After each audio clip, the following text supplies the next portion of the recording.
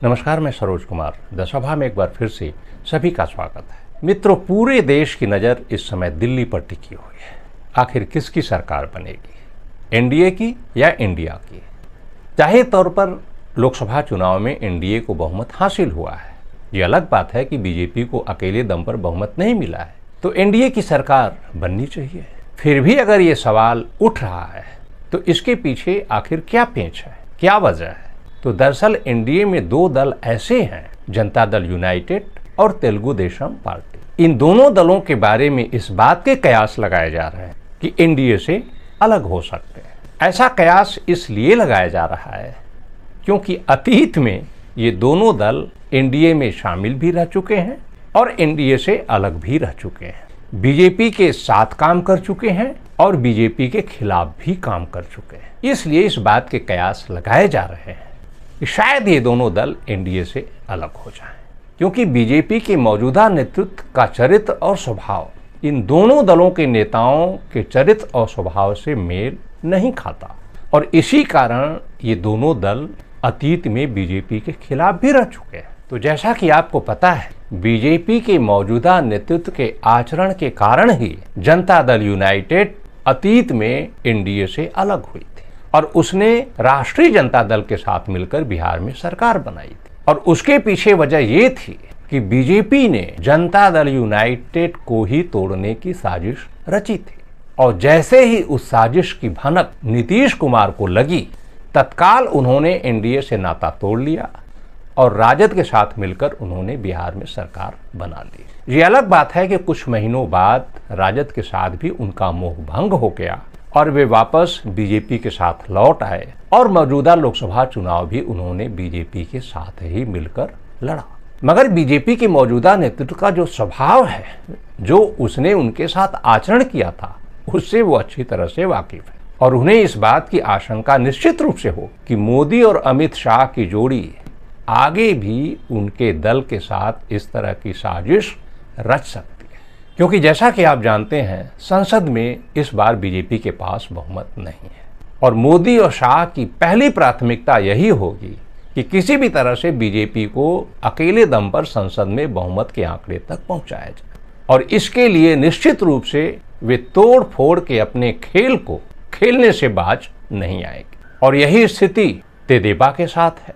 आपको याद होगा कि 2019 के लोकसभा चुनाव में चंद्रबाबू नायडू बीजेपी के खिलाफ चुनाव लड़ रहे थे। नरेंद्र मोदी को प्रधानमंत्री बनने से रोकने के लिए पूरे देश में घूम घूम कर मुहिम चला रहे थे, सभी विपक्षी नेताओं से मिल रहे थे, मगर चुनाव का परिणाम क्या आया, आप सभी उससे वाकिफ हैं। चंद्रबाबू नायडू लोकसभा चुनाव तो बुरी तरह हारे ही, उनकी पार्टी आंध्र प्रदेश में विधानसभा चुनाव भी बुरी तरह से हार गई और उसके लगभग एक महीने के भीतर ही तेदेपा के 4 राज्यसभा सदस्यों को जांच एजेंसियों के बल पर बीजेपी में शामिल करा लिया।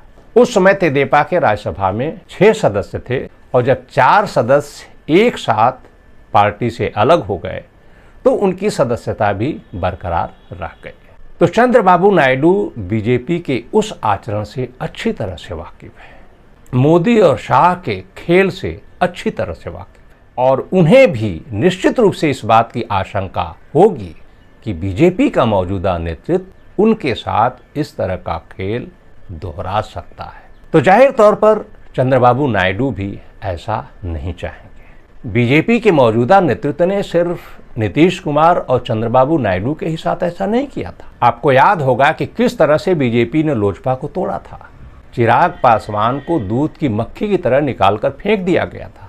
आपको ये भी याद होगा कि बीजेपी ने महाराष्ट्र में किस तरह शिवसेना को तोड़ा, 2 शिवसेना बन गई।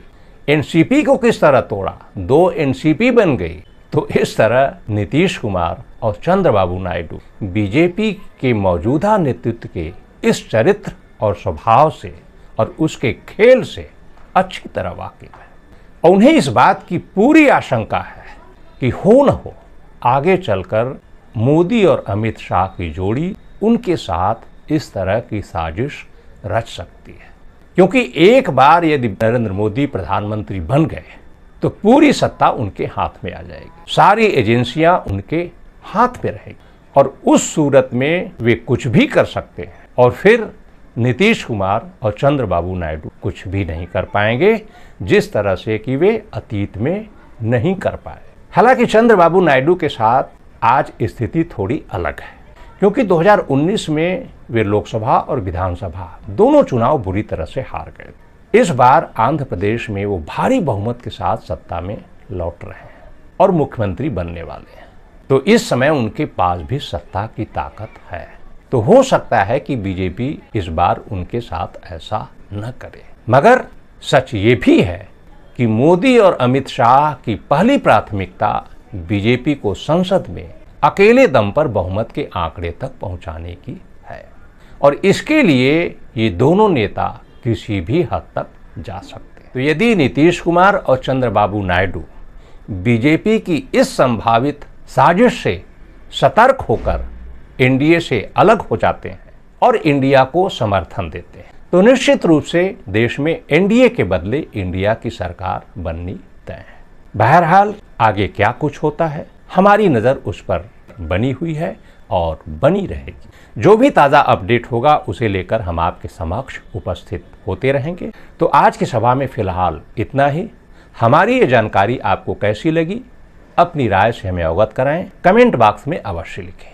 यदि ये जानकारी आपको पसंद आए, अच्छी लगे, तो इसे लाइक करें, मित्रों परिचितों को शेयर करें और चैनल को सब्सक्राइब भी कर लें, ताकि जब भी हम अगली कहानी, अगला वीडियो अपलोड करें, उसे जारी करें, तो उसकी सूचना तत्काल आप तक पहुंच जाए। तो जल्द मिलेंगे एक नई कहानी, एक नए वीडियो के साथ। तब तक के लिए हमें दीजिए इजाज़त।